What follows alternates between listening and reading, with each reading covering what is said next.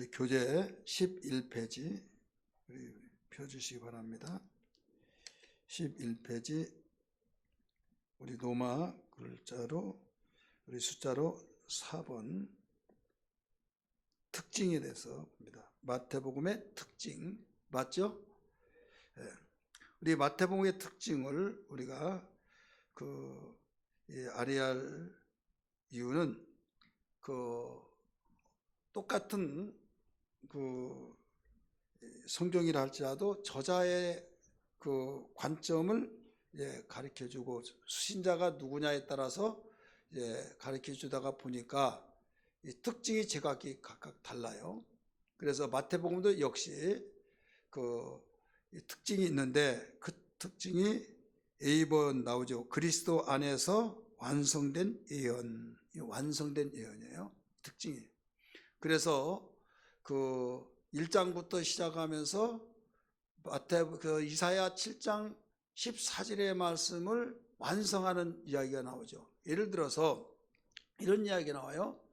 보라 처녀가 아들을 낳으니 그 이름을 예수라 하라. 이렇게 나오죠. 이는 뒤에서 자기 백성을 구원할 자심이라 1장 21절에 그러면서 23절에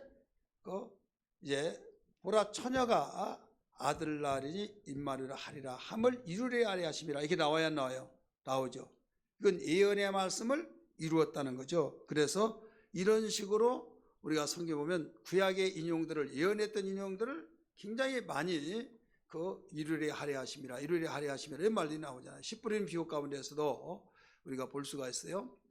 눈이 있어도 보지 못하고 귀가 또 듣지 못하고 이런 이야기를 쭉 하면서 듣지 못하게 하게 함이라 하면서 이사야의 성경을 이루려 하심이라. 이건 6장 9절 이하에 있는 말씀을 인용을 하면서 그걸 이루려 하려 하심이라 하거든요. 예언의 말씀을 성취하는 거. 이게 바로 마태복음의 특징입니다.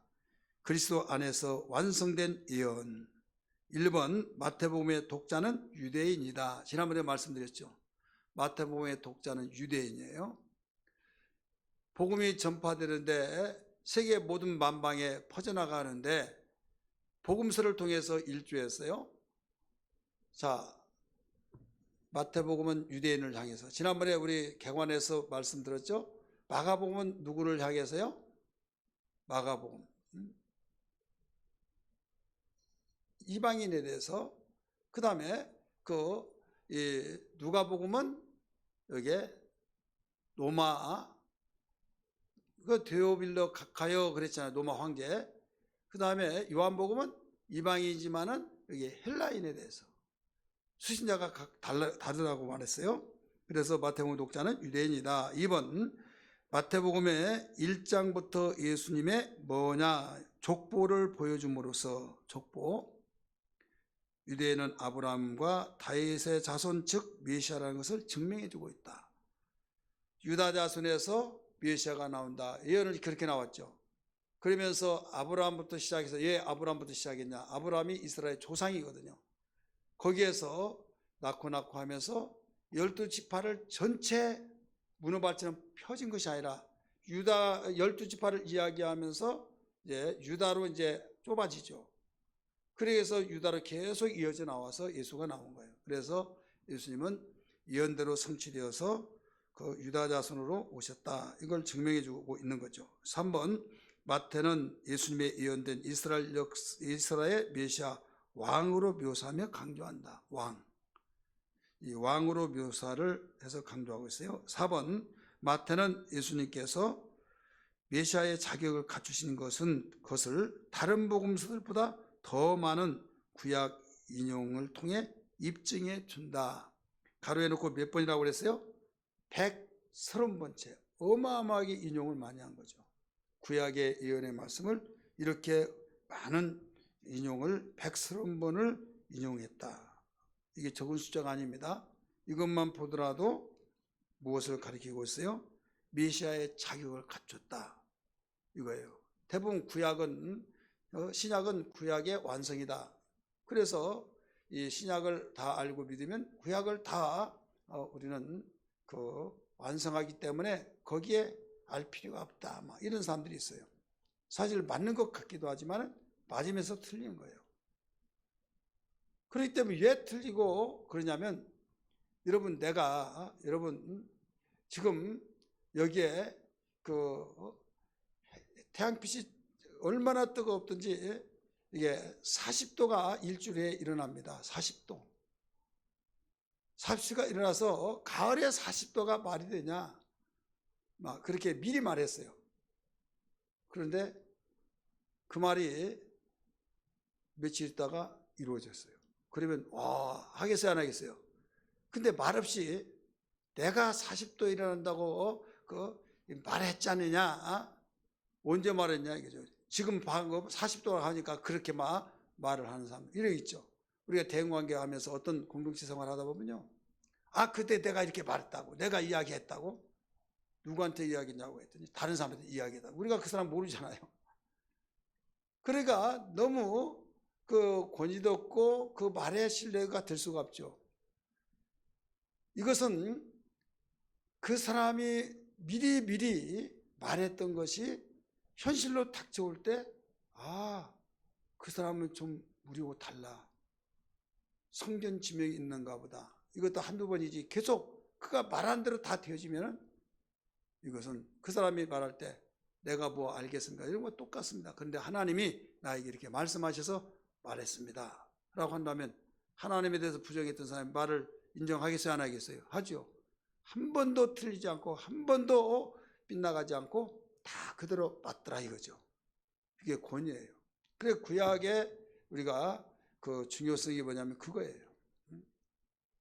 어린 양을 잡은 것도 그냥 잡은 것이 아니라 거기에 유월절 예수님이 양으로 죽으신다라고 한 것을 예표를 했다라고 이런 사실들을 그래서 구약의 그 권위가 여기에 있는 겁니다.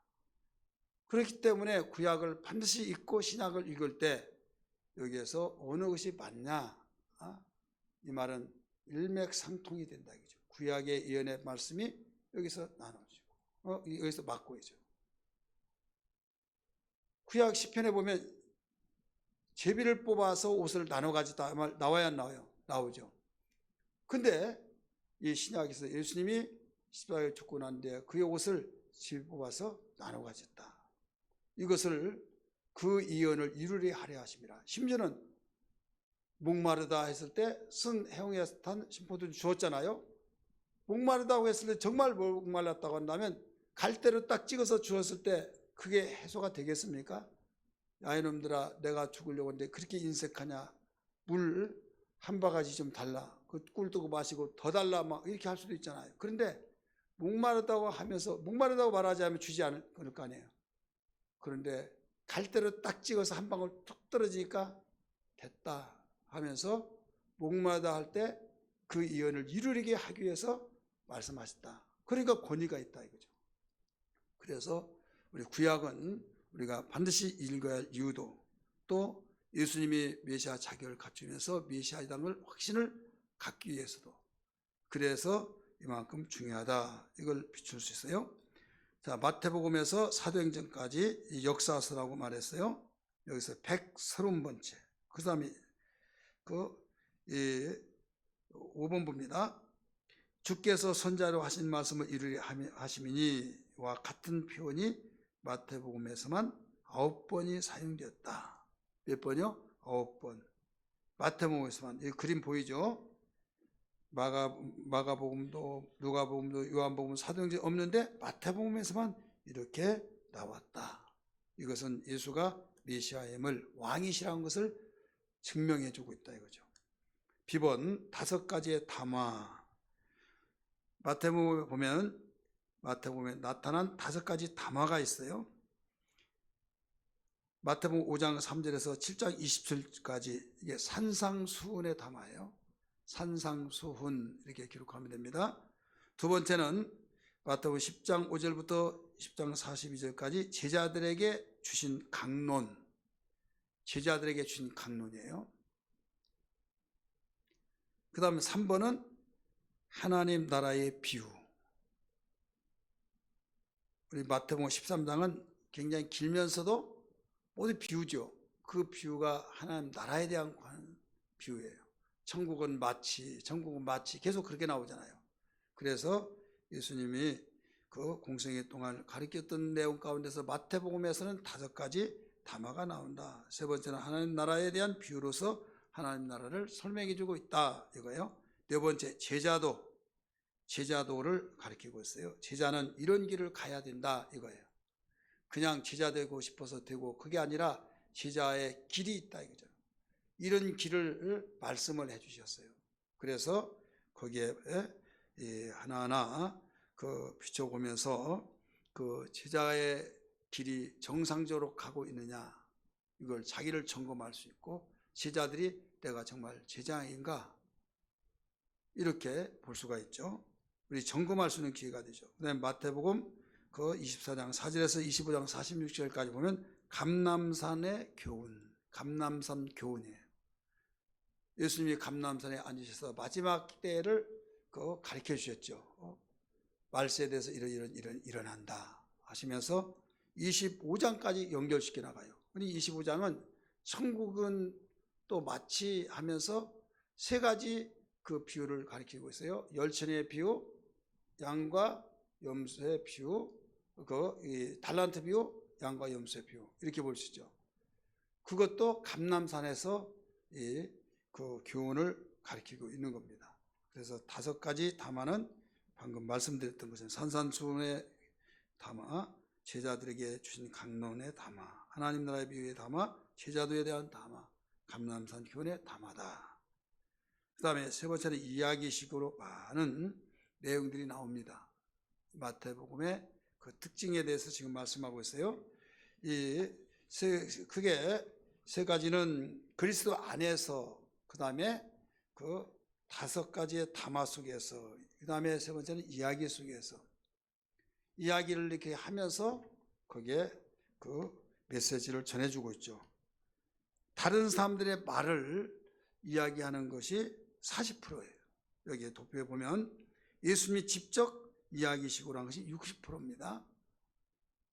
그래서 이 사람이 자기 혼자만 계속 이야기하면 또 안 되잖아요. 다른 사람 이야기도 같이 섞어서 이야기할 때 조화가 이루어지듯이 예수님이 그 직접적으로 그 말씀하신 이야기가 60%가 나오고, 마태복음에 그 다음에 다른 사람들의 이야기가 그 40%다.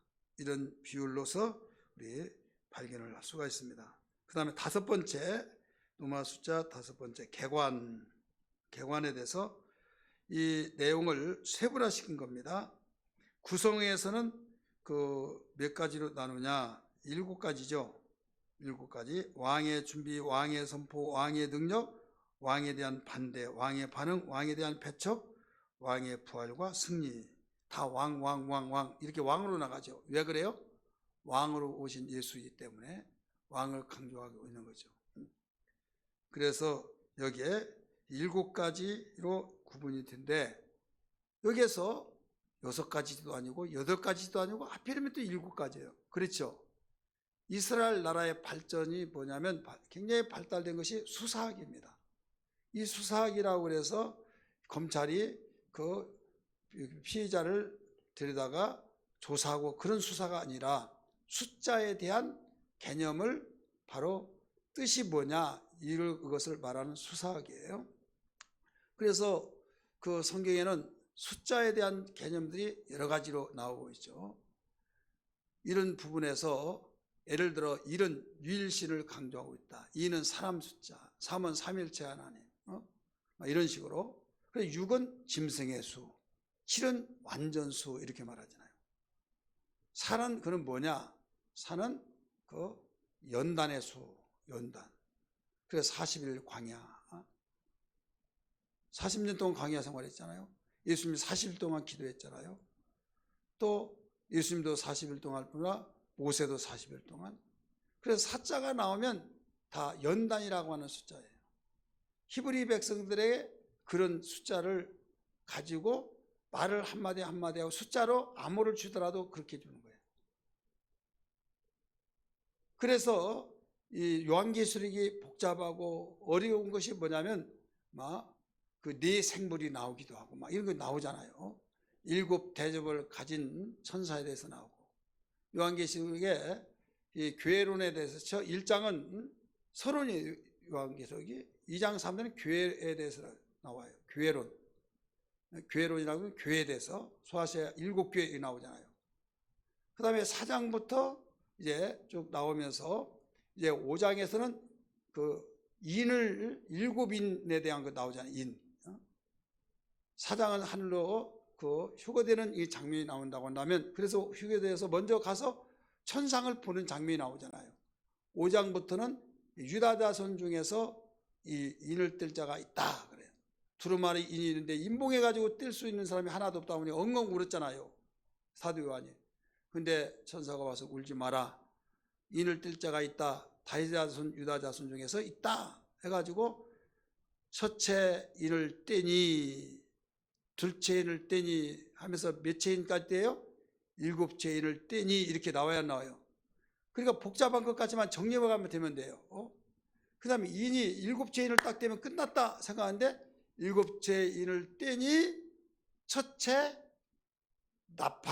천사가 나팔을 부니, 7인 7나팔, 또 7나팔, 첫째 나팔을 불고 셋째 나팔을 하고 딱 해서 7째 천사가 나팔을 부니 뭐가 나와요?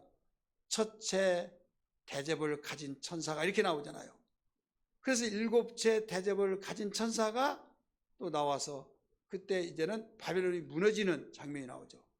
그러니까 7인 7나팔 7천사. 왜 요한계시록 시간이 아닙니다만 이런 말을 한 거면, 수사학에 대해서 이스라엘이 굉장히 민감한 반응 속에서 발달돼서 요한계시록에 하나님 보여준 것도 바로 숫자로 막 거기에 메시지가 전해지고 있는 거죠. 하나님이 택한 이스라엘 백성들은 그게 머리에 가슴에 생활 속에 첫째 수는 뭔 수, 둘째는 뭐, 셋은 뭐 하면서 모든 게 쫙 나가는 거예요. 이 10이라고 하는 숫자는 시험에 했습니다. 그래서 요한계시록 2장 10절에도 열흘간 이런 환란이 있다 이런 말이 나오죠. 열흘간. 그래서 환란이라고 하는 숫자는 열흘이다. 연난이라고 하는 것은 40일이다. 사다 이런 내용과 같이. 그래서 여기에 등본하는 것도 개관에서 구성이 7가지로 구성이 됐다지. 7. 왕의 준비, 왕의 선포, 왕의 능력, 왕의 대한 반대, 왕의 반응, 왕에 대한 배척, 왕의 부활과 승리 딱 떨어지잖아요. 그다음 초점, 이 초점은 그 왕의 정체성 둘로 나눠요. 왕의 준비에서 왕에 대한 반대까지, 거기에 1장 1절에서 16장 12절까지가 왕의 정체성을 말하고 있어요. 왕의 정체가 뭐냐? 족보에서부터 이야기 나오잖아요. 족보. 그래서 유대인의 왕으로 나시니가 어디 계시뇨? 분명히 정체를 밝히잖아요. 동방박사가. 그러면서부터 시작해서 16장 12절까지 쭉 나온 거예요. 그 다음에 그 왕의 반응부터 왕의 부활과 승리라고 하는 초점은 왕의 운명을 가리키고 있는 겁니다. 운명. 그 다음에 초점이 있는 다음에 강조점을 가리키고 있죠. 이 강조점은 그 왕의 구성에서 3가지의 구성, 거기서 무리를 가리키신 내용이 나오죠. 무리.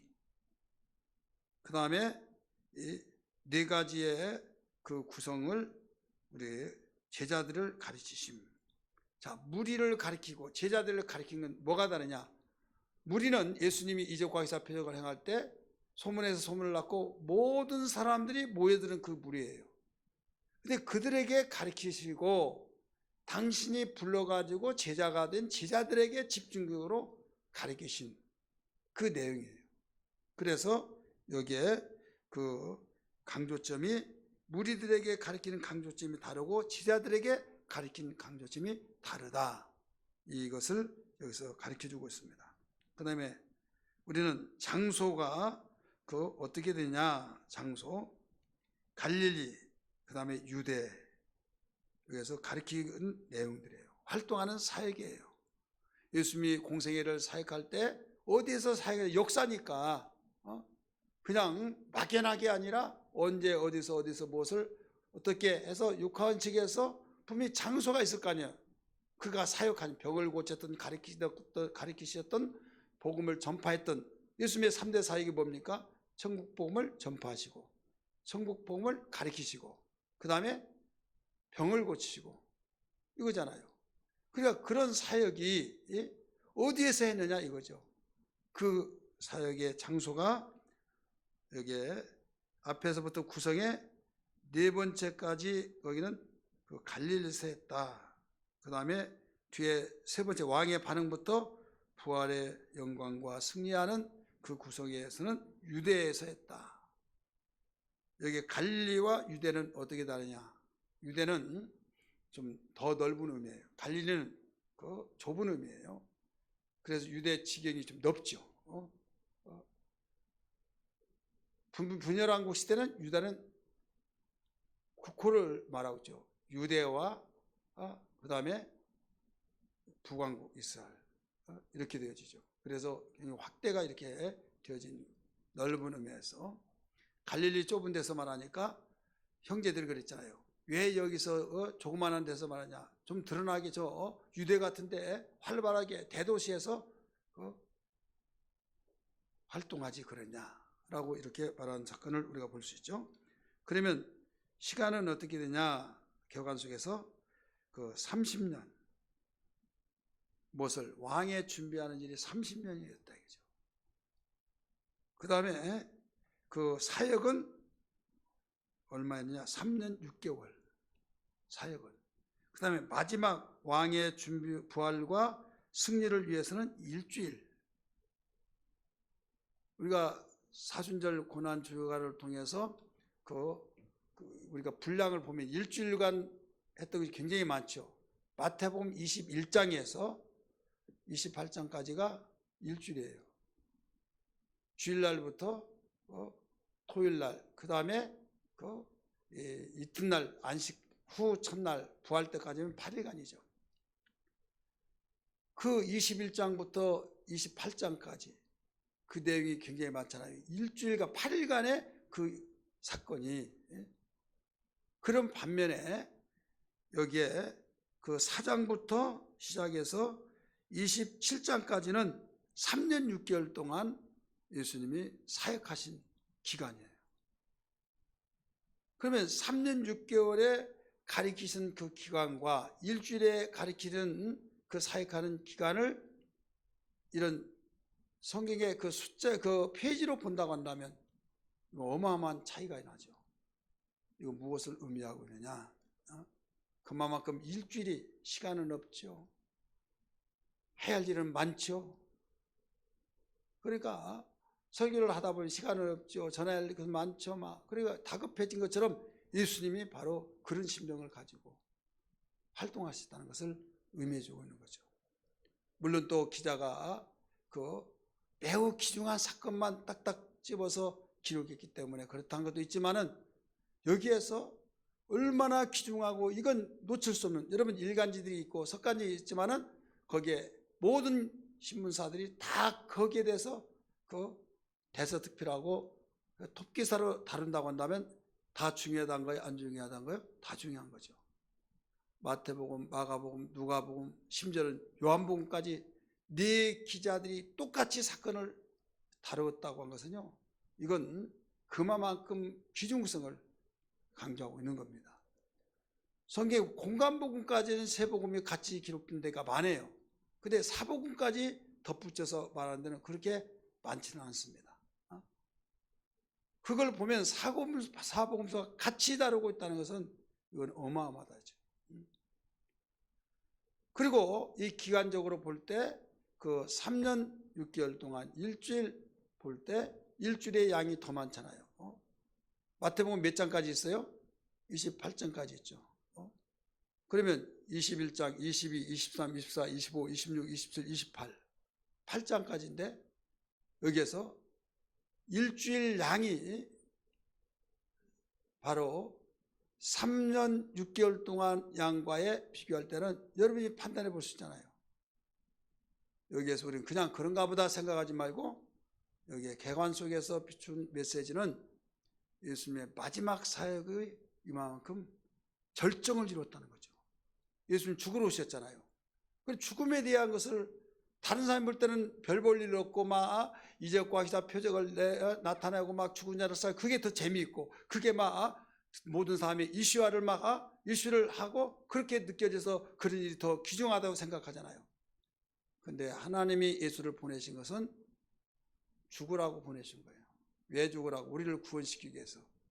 그래서 이것은 구속사의 가장 절정을 이루는 가장 핵심적인 내용이기 때문에 여기에서 이렇게 다루었던 것을 볼 수가 있는 거예요. 그리고 우리에게 예수님 준비 기간을 볼 때 30년이라고 그랬죠. 30년. 자, 예수님이 33년 동안 이 세상에 계셨어요. 근데 30년이라고 하는 10배 이상을 바로 준비 기간을 했다 이거죠. 여기에서 우리에게 주신 메시지가 뭐겠어요? 우리는 어떤 일을 하더라도 준비가 중요하다는 걸 가르쳐주고 있는 거죠. 준비. 세상에 국제 대회를 하고 경기를 하고 어떤 행사가 있을 때 준비하는 기간이 더 길죠. 그러면 완벽하게 준비가 잘 되지만은 그냥 막 어떻게 하든 다 지나가 하면서 준비하지 않고 하는 것은 하나님은 중심을 보시잖아요. 여러분 설교도 마찬가지고 우리가 가르치는 것도 마찬가지고 우리가 어떤 일에 가정의 일이나 사적 일이나 공적 일이나 모두 준비를 얼마만큼 하느냐에 따라서 거기에 그 놀라운 결과가 있고 하나님이 바라신 것입니다. 우리 한번 옆에 분에게 준비의 중요성을 다시 발견했습니다. 한번 고백합시다. 무엇을요? 준비의 중요성. 3년 반 동안 행할 것을 30년을 준비했다니까요. 30년. 그럼 말 다 했잖아요. 근데 얼마나 우리가 준비를 많이 하냐.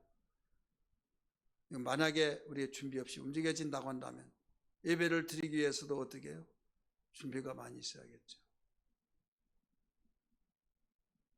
그런데 아무 준비 없이 그냥 덜덜 못 털고 야 가자. 오늘 뭔 날인데요? 야 이 사람아 오늘 주일인 벌써 그렇게 돌아왔냐고. 따라왔어요. 나중에 또 허겁지겁 왔어요. 예배 진행하는데 뭐가 뭔지도 모르고 막 어디야 뭐야 막 몇 장이야 이런 것들이 우리에게 하나님이 받으신 예배냐. 하나님의 아들 예수께서도 이 상에서 구속사업을 위해서 30년 동안 준비했다고 한다면 우리는 일주일에 1시간 반 내지 2시간 드려진 그 예배를 위해서 얼마나 준비하겠느냐 이거예요. 그래서 새벽에 준비하고 이러면 주일을 예배를 위해서 새벽에 준비한다 이렇게 생각 한번 해보세요. 그러면 준비성에 대해서 더 우리가 그 깊은 진리를 알게 될 것입니다. 그리고 우리가 기도하는 것도 또 특별 우리 이런 기도회를 통해서도 우리 준비가 많으면 많을수록 거기에 비례해서 은혜가 충만히 임한 줄 믿으시길 바랍니다. 이건 성경이 증거하고 있어요. 그 다음에 우리 2번 봅니다. 대관에 대한 2번이에요. 이 정체성에 대해서 구체적인 내용이라 이 말이에요. 왕의 정체성, 1번 왕의 준비. 마태복음은 A번입니다. 마태는 예수님의 족보를 드러냄으로써 왕의 정통성을 증명한다. 정통성. 이 정통성 굉장히 중요하죠. 북한의 김정은이가 정통이냐 막 이런 거 있잖아요. 유교 집안일수록 정통에 대해서 굉장히 많이 따지고 있죠. 예수님이 그 다윗에게 하나님께 약속했어요. 내가 네 위에 등불을 끄지 않겠다. 네 혈통을 통해서 메시아가 나오게 하겠다. 그랬죠. 예언을 했잖아요.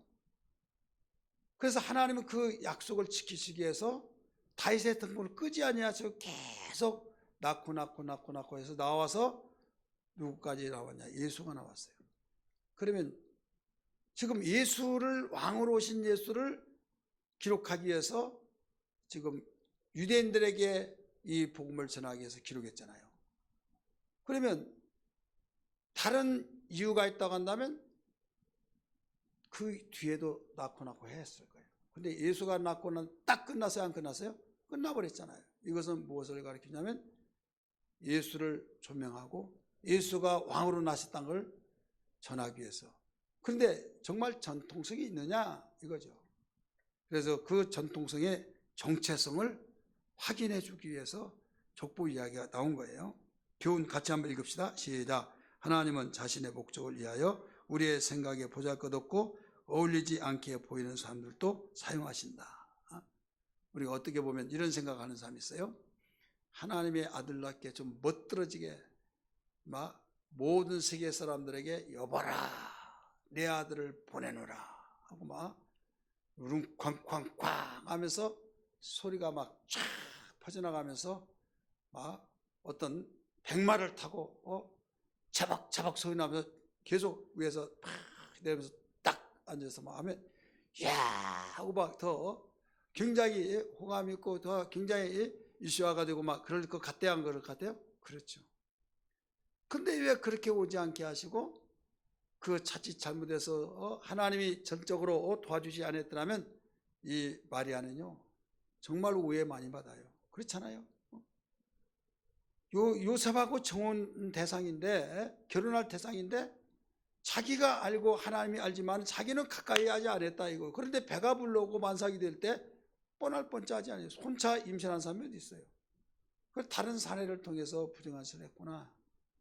워낙 좋은 사람이기 때문에 슬쩍슬쩍 끊어버리려고 하는데 그날 밤 천사가 꿈에 현몽하기를 네 아내 마리아 데리고 두려워하지 말아라 하면서 결국 마태오 그 이사야 7장 14절을 이루기 위해서 그렇다. 성령으로 잉태된 자다 말씀했잖아요.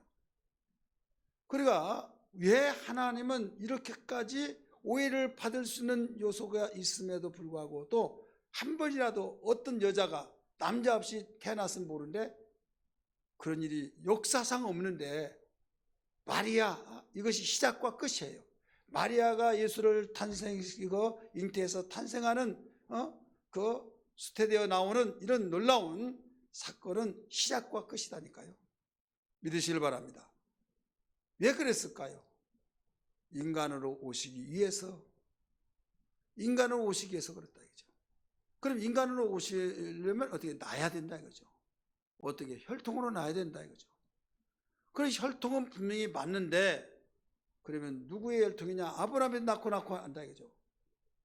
그렇다가 보니까 그러면 요셉하고 가까이에서 난 거 아니야? 그건 아니다. 분명히 선을 그어버렸잖아요. 성경에. 성령이 잉태된 자다. 그럼 마리아는 누구냐? 유다의 자손 중에 마리아다 이거죠. 그래서 결국은 그 유다의 자손 중에서 나왔다. 그래서 여기에 42대 이게 나온 거죠.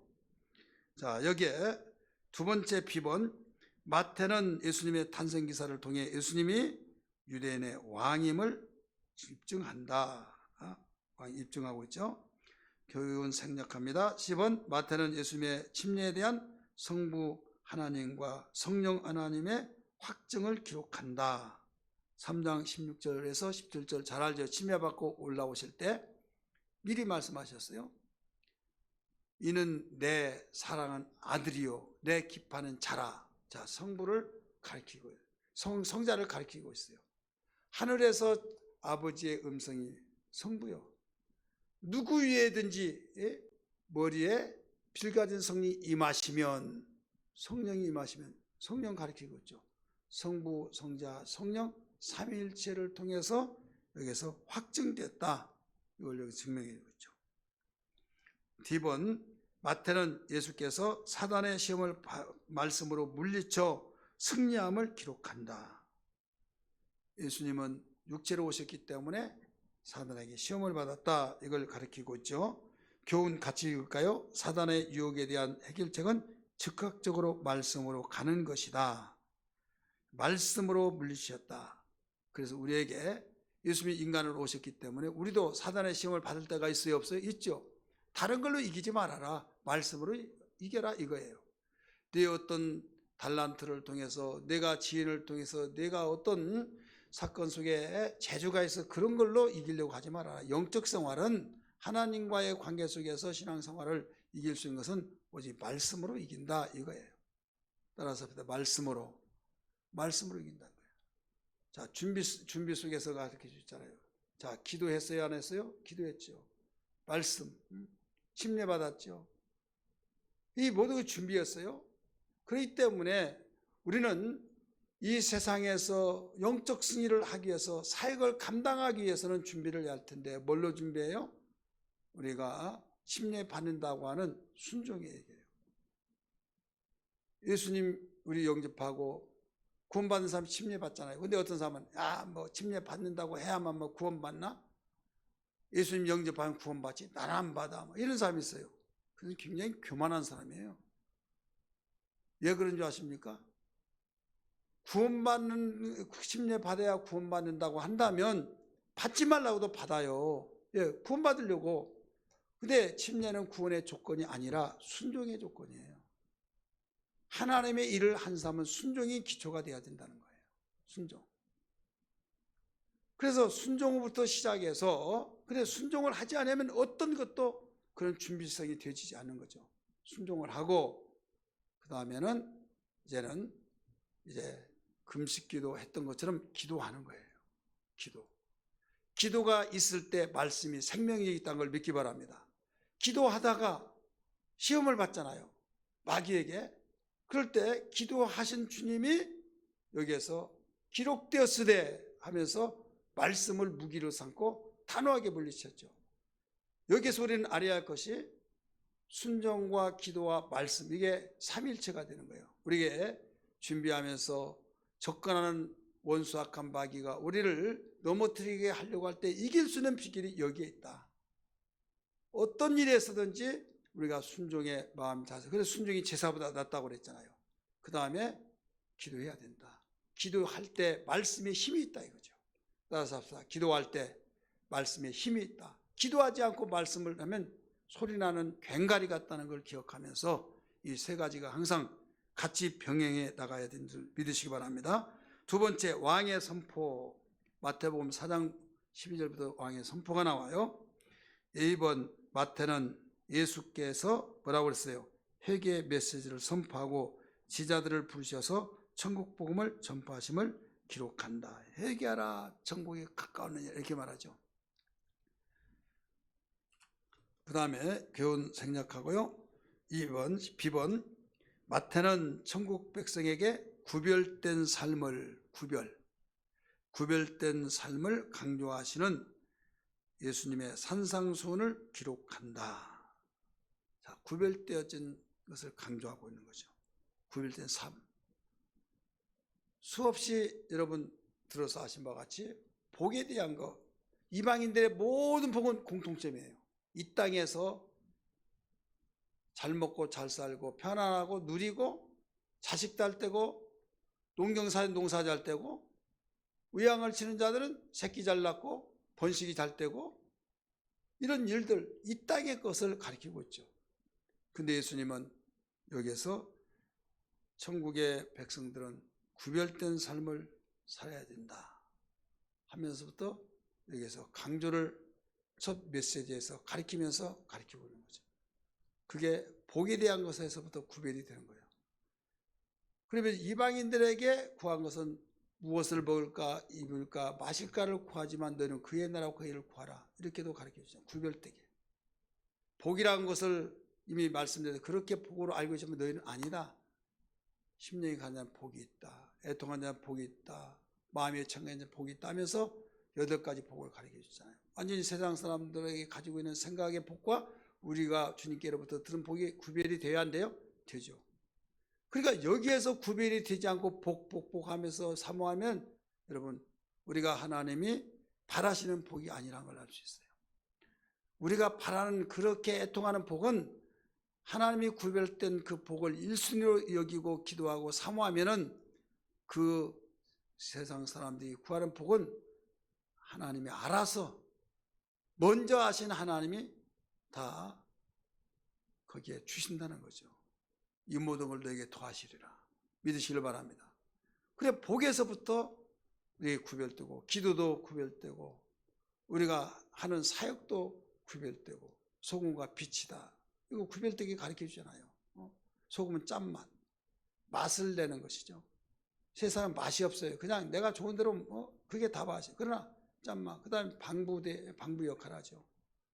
빛, 어둠을 정복하는 거죠. 아무리 어둠이 수없이 몰려들다 빛을 이길 수가 없는 거예요. 너희들은 그래서 그런 존재다. 이것을 구별돼서 가르쳐주고, 그 다음에 미련한 자, 또 지혜로운 자. 기초를 두고 집을 지는 자, 기초 없이 모래에 집을 지는 자, 구별되게 가르쳐주고 있잖아요. 그래서 이 모든 사역이 이 구별된 삶을 강조하고 있다.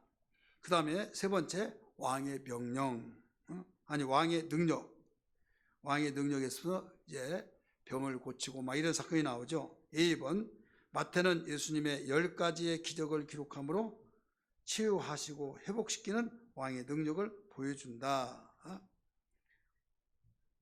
B, 마태는 예수께서 선교의 사명과 선교 지침을 주시며 제자들을 파송하는 것을 기록한다. 이렇게 가르쳐주고 기록한다. 우리 여기에 예수님이 12시자를 둘씩 짝을 지어서 보내는 장면들을 우리가 볼 수 있어요. 교훈 한번 봅니다. 선교의 동기는 불쌍히 여기는 마음이며 선교의 능력은 기도한다. 가르쳐줬죠. 4번, 왕에 대한 반대. 왕이 하면 모든 걸 예하고 할 텐데 반대자들이 있다 이거죠.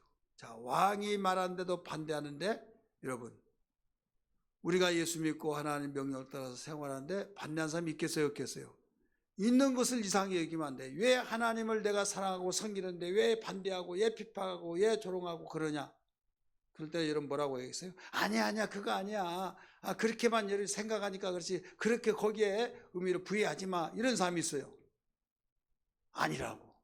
이때는요, 그러는 거야. 가르쳐줘요. 한번 따라서 합시다. 그러는 거야. 그러는 것입니다. 이거예요. 여러분, 구별된 삶을 사는데 나하고 똑같이 생활하는데 나하고 달리 생각하면 비판 대상이 이상하다고 그 말을 듣겠어요, 안 듣겠어요? 그러니까 거부하고 거기에서 여기 문제가 일어난 거예요. 반대를 하고. 예수님 당사자가 그랬다니까요. 믿음의 주가 되신 예수님이 그랬다니까요. 그래서 이번에 마태는 침례 요한이 옥에 갇힌 것과 예수님의 심판과 초대의 메시지를 기록한다. 우리 비번 봅니다. 마태는 예수님의 사역에 대한 배척 쓰세요. 세력이 확장해 나가는 것을 기록한다. 예수님 사역에 대해서 배척하는 세력이 한 동네에서만이 아니라 소문에 났고 막 점점 세력이 확장되어지면서 반대한 사람이 눈덩이처럼 커지면서 완전히 꼼짝달싹하지 못하게 만들고 있다 이거죠. 자, 우리는 예수를 잘 믿고 주님의 길을 가다가 보면 교통정리 같은 데서 하나님이 함께 하신데 쫙 열려지게 대부분 그렇게 생각하고 있잖아요. 길이 보이지 않고 왜 그렇게 어렵고 왜 그렇게 일이 막 생기고, 이것을 우리가 생각할 때 알아야 해요.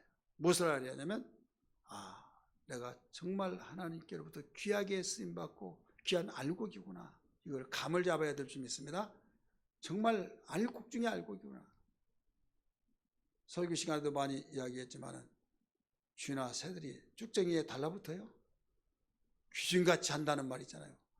왕개가 이렇게 많이 있고 또 거기에 벼 가만히 있는데 이상하게도 왕개는 수없이 사는데 벼 한 가마인데 거기를 다 들락거리면서 다 족쳐놨더라 이거죠. 그리고 옆에 있는 그 논밭에 잘 있고 거기에는 왜 그렇게 새들이 많이 들고 여기는 거의 다 정말 속상해서 죽어서 안 되던 거기는 붙지도 않더라 이거죠. 이상하지 않습니까? 그러는 거예요. 저기도 먹고 살려고 하면. 자, 뱀을 통해서 아담과 하와가 망했죠. 그러면 뱀과 하와 아담에게 하나님이 셋을 저주했어요. 저주했을 때 뱀에게 뭐라고 저주했습니까? 그 뱀에게 저주하기를 너는 흙을 먹고 살리라. 여자의 후손과 네가 원수가 된다. 그 흙을 먹고 살리라. 그럼 기어다닐 것이다. 원래는 덜짐승이라고 해서 덜짐승. 자, 짐승은 무엇을 짐승이라고 그래요? 발이 4발 가진 자를 짐승이라고 그래요. 그래서 뱀이 도마뱀처럼 4발을 가지고 왔다는 사실을 알 수 있는 거죠. 그런데 기어다녀야 안 기어다녀요? 기어다니는 것은 저주받아서 그 저주 중에 한 가지가 바로 기어다닌 거예요. 그래서 뱀 동물학자가 그 전공하면서 이 내용을 듣고 무릎을 탁 치면서 손뼉을 치면서 이제 수수께끼가 해결됐다는 거죠. 잡고 보면요, 거기에 점이 있는데 4점인데 도대체 이게 뭔가 수수께끼가 풀리지 않았던 거예요. 그런데 4발 가졌는데 저주받아서 없어지고 기어다닌다 했더니 바로 거기에서 해답을 찾았다는 거예요. 내가 하는 말이 아니요, 뱀 전문가가. 그러면 두 번째는 여자의 후손과 원수가 된다. 여자의 후손은 누구예요? 여자의 후손은 예수예요. 따라서 예수. 그러니까 뱀은 누구를 말하고 있습니까? 마귀 사탄을 말하고 있죠. 그래서 세상을 마귀가 다스리고 있잖아요. 그러면 마귀의 수하에 있는 사람들이잖아요. 예수 믿지 않은 세상은, 죄악 세상은. 그래서 공중권세 잡은 자라고 그랬잖아요.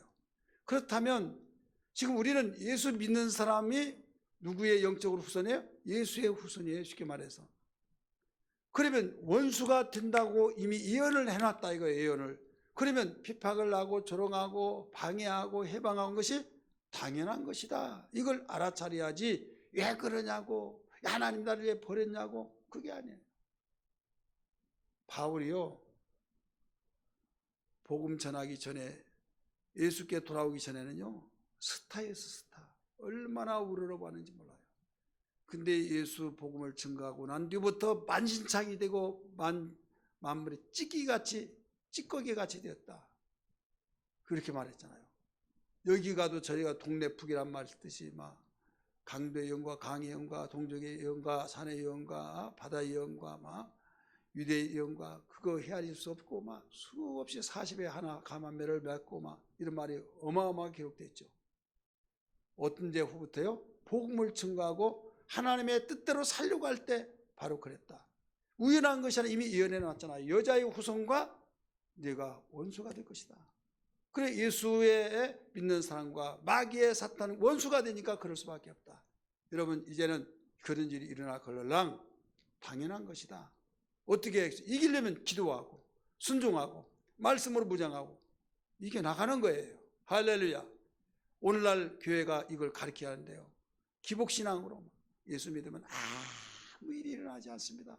대를 쫙 열려주고 그냥 통과하고 이런 이야기만 하다가 보니까 어떤 문제가 생기면 왜 내가 예수를 믿는데 그러냐 막 그렇게 하다가 결국은 또 상담해 준다고 치고 힘을 돕는다고 그렇게 생각하지 말라고 왜 그런 말을 거기다 갖다 붙이냐고. 여러분 사실인데도 불구하고 그런 것이라고 하면서 자매님은 형제님은 정말 하나님의 귀 쓰임받는 사람 이미 마귀는 알았습니다. 알고 깁니다 막 하면서 힘을 복돋 그러나 이길 수 있습니다 막 하면서 정상적으로 가르쳐 주면요 우리가 준비하면서 이겨낼 수 있을 줄 믿습니다. 할렐루야. 믿으시길 바랍니다. 그리고 그 10번 봅니다. 마태는 예수님께서 제자들에게 천국의 비유를 가르치시는 것을 기록한다. 13장의 천국에 대한 것이 다 나오죠. 오늘 여기에서 이렇게 가르쳐 주고 있어요. 자, 우리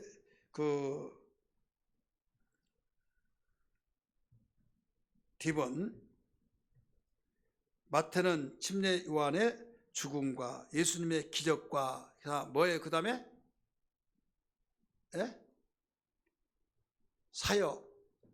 우리 한번 다 사역에 대한 종교 지도자들의 점진적인 배척을 기록한다. 마태는 침례 요한의 죽음과 예수님의 기적과 사역에 대한 종교 지도자들이 계속 배척한 걸 그걸 계속 기록해 나가고 있어요.